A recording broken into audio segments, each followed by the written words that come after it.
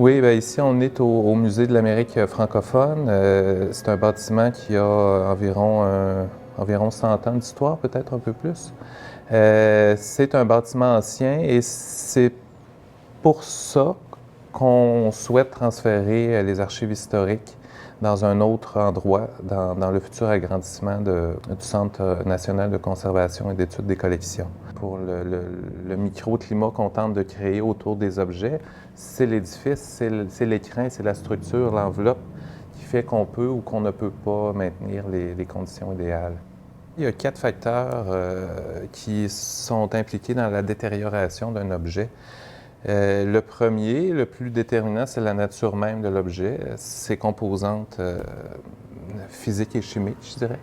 En deuxième lieu, il y a la lumière, l'action de la lumière, entre autres la lumière du soleil et son rayonnement ultraviolet, qui est une action très puissante et très destructrice pour les objets.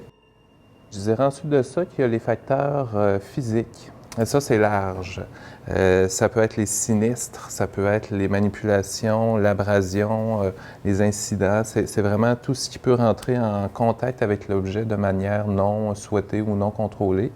On peut penser à un document qui est enroulé sur lui-même et qui va s'écraser tranquillement sous son propre poids ou sous le poids d'autres documents. Ce genre de facteur physique-là, c'est sûr que ça joue un rôle important. On peut penser aussi à une dissociation, c'est-à-dire qu'on perd des morceaux de l'objet. En quatrième lieu, il y a le climat. Essentiellement, la température et le taux d'humidité relative qui influence la décomposition, la détérioration d'un objet. Le taux d'humidité relative, c'est une mesure de la quantité de vapeur d'eau qui peut être contenue dans un volume d'air. Le taux idéal qui est impossible à maintenir, ce serait environ 50% toute l'année.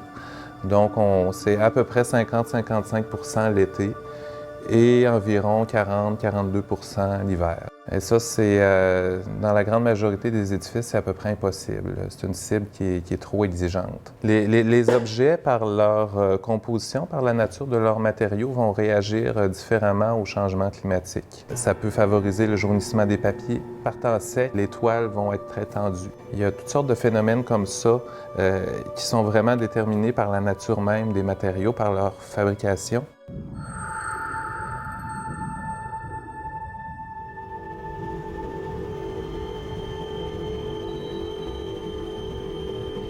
Cette réserve-là, qui est la réserve du musée, de son côté, c'est un bâtiment qui a une douzaine d'années, qui a été conçu pour ça. Toutes les réserves sont en chambre noire. L'éclairage est maintenu au minimum. Il y a un système de sas pour certaines réserves qui ont des climats plus spécifiques. Donc, on essaie d'empêcher la détérioration naturelle des objets en créant un microclimat autour. C'est la raison d'être de la réserve, en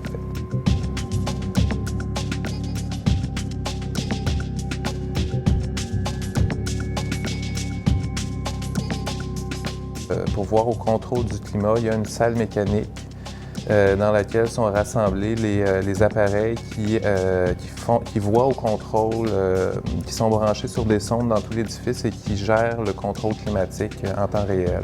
Donc, ces appareils-là, s'il y a une baisse d'humidité importante à l'extérieur, nous, c'est important de remonter l'humidité. Alors, il y a des appareils qui vont envoyer de l'humidité dans l'air. À l'inverse, si c'est trop humide à l'extérieur, il y a des appareils qui vont assécher l'air, toujours pour essayer de maintenir la cible. Ils ont leur sonde, ils ont leur programme de surveillance qui réagit en temps réel aux fluctuations. Nous, dans chacune des voûtes, on a des hygrothermographes à cylindre. C'est un système conventionnel qui a fait ses preuves depuis plusieurs décennies. Ces hygrothermographes-là fonctionnent avec du crin de cheval, qui sont des fibres animales qui vont réagir de façon très fine et très rapide aux fluctuations d'humidité et de température. C'est une écriture sur un diagramme qui nous présente habituellement le mois. Nous, on l'utilise mensuellement. Et ça nous permet de questionner aussi les gestionnaires du système, à savoir, bon, dans la première partie du mois, ça a été très instable. Qu'est-ce qui s'est passé? De revenir sur les événements.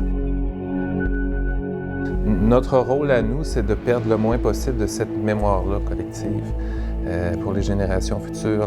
Atteindre 100% de protection, de préservation, c'est illusoire, c'est impossible, mais on essaie de ralentir et d'atténuer le plus possible la perte de ces informations, de ces témoins, de ces documents-là.